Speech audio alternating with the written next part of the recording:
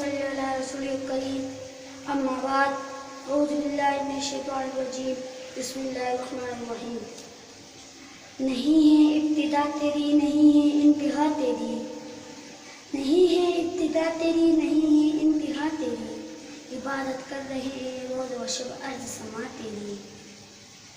تیری تسبیح پڑھتے ہیں فلک والے زمین والے تیری تسبیح پڑھتے ہیں فلک والے زمین والے ہوا کی سرسراہٹ میں بھی حمد و ثنا تیری۔ السلام علیکم ورحمۃ اللہ وبرکاتہ۔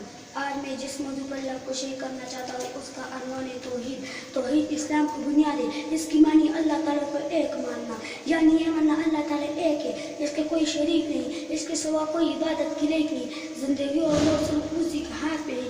وہ سب سے بڑا ہے، وہ سب سے زیادہ طاقت والا ہے، ان سب کا خالق اور مالک ہے، ان سب کا رازق ہے۔ اللہ تعالیٰ کا ارشاد ہے قل هو اللہ احد اللہ الصمد لم یلد ولم یولد ولم یکن له کفوا احد، جس کا ترجمہ یہ ہے کہ اللہ ایک ہے، اللہ بے نیاز ہے، نہ وہ کسی کا باپ ہے اور نہ کسی کا بیٹا اور نہ ہی اس کی برابر ہے۔ اللہ تعالیٰ نے ہم سب کو پیدا کیا ہے، ہماری زندگی اور موت اسی کا ہاتھ میں، وہی ہمیں روزی دینے والا ہے۔ اس لیے ہمیں چاہیے کہ صرف اللہ تعالیٰ کی عبادت کرے، اسی سے دعا مانگے، اس کی دی ہوئی نعمتوں کا شکر ادا کرے۔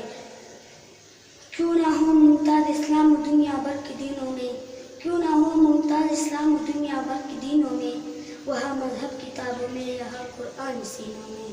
والسلام۔